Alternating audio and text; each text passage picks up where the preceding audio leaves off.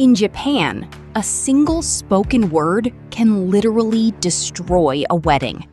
Welcome to the dark side of linguistic taboos. Let's talk about a word so offensive it was erased from history. Imagine standing before 100 people. Your palms are sweating. You aren't just giving a speech, you are navigating a terrifying linguistic minefield. Welcome to the Japanese guest speech, where one wrong syllable turns a joyous occasion into a funeral. It's like walking a tightrope over a pit of social ruin, armed only with a microphone and sheer panic. Why the extreme paranoia? It boils down to Kotodama, the ancient Japanese belief that words possess a spiritual force. Utter a word, and you summon its reality. It's not just a superstition, it's a cultural operating system. You aren't just speaking, you are casting spells. Say something negative, and you literally manifest disaster right onto the banquet table. Take the wedding cake. You have a massive blade. You must divide the cake, but you cannot say the verb for cut. It visually severs the couple's bond. So what do? They perform mental gymnastics to describe the action without using a word so offensive it was erased from history. It's a hilarious paradox. Naturally, anything implying separation is an absolute deal breaker. The kanji for separate, part, or split are treated like linguistic biohazards. If you tell the couple you are sad to part ways after the party, you've essentially just filed their divorce papers. You must erase these concepts from your vocabulary entirely, or risk becoming the ultimate villain. So, how do you end a party if you can't say end? You simply refuse to acknowledge reality. In a brilliant stroke of semantic rebranding, a Japanese wedding reception never ends. It opens to the future. They take the kanji for end and violently replace it with open. Logic takes a backseat to powerful symbolism. What about going home? Saying you will return is a massive faux pas. Why? Because historically, a bride returning meant she was sent back to her parents in disgrace. Ergo, divorce. So guests can't just go home. They have to creatively vanish into the night without ever admitting they are returning anywhere. It's an elaborate disappearing act. Now, here is where it gets truly diabolical. You want to be polite, so you use respectful, repeated words, right? Wrong. Words like often or again and again imply repetition. And in a wedding, repeating things implies a second marriage. By trying to be extra polite, you've just cursed them to get married multiple times. The irony is brutal. It's a perfect morbid symmetry. At weddings, you banish any word hinting at separation to keep the joy intact. But at funerals, you banish words of repetition.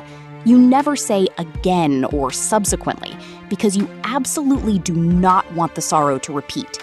It's a linguistic yin and yang of profound social anxiety, ensuring every emotion is strictly regulated by vocabulary. Where did this intense paranoia come from?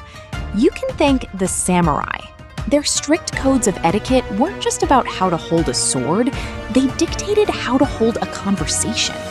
These rules were forged in a feudal era where saving face was literally a matter of life and death, leaving us with this beautifully rigid linguistic armor.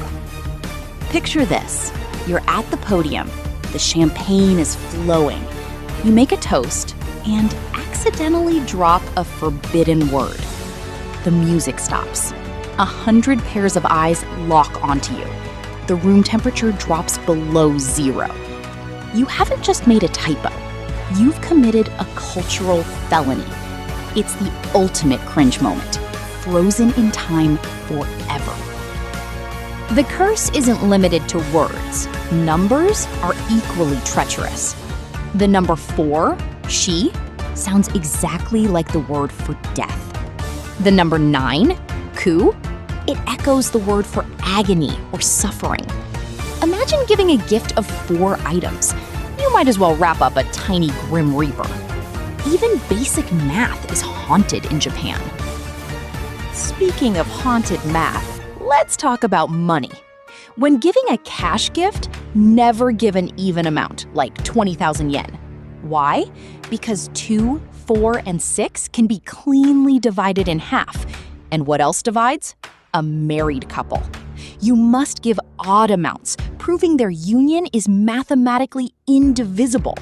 Yes, your wallet must obey the superstitions. So, how do modern Japanese people survive this? Technology, of course. Today, terrified guests run their speeches through specialized smartphone apps designed to sniff out linguistic landmines. It's basically a spell checker, but instead of fixing grammar, it prevents you from accidentally cursing your best friend's marriage. It's algorithmic damage control for ancient spirits. Despite the apps, the fear is so paralyzing that most people abandon creativity altogether. They retreat to the safety of highly standardized, culturally approved scripts. It sounds a bit robotic, but it's the absolute only way to ensure you don't accidentally deploy a verbal grenade. In Japanese weddings, safety comes first, and originality is a distant second. But what if you absolutely have to describe a negative action? You use linguistic alchemy. You reframe the negative curse into a positive beginning. You don't cut the cake, you insert the knife for a new future. It's a masterclass in public relations spin, turning potential doom into an overly optimistic metaphor. Words are magically transformed. In Western weddings, the best man's job is to ruthlessly roast the groom. It's a sign of deep affection. Try that in Japan, and you're not a comedian. You are a dark sorcerer casting malicious spells. Sarcasm simply doesn't translate well when the entire culture believes your witty jabs might actually summon real-world tragedy upon the newlyweds. Ultimately, this reveals a profound truth about Japanese culture. Language isn't viewed merely as a passive tool to describe the world. It is the raw, active material used to build it. Words have gravity. Words have tangible consequences.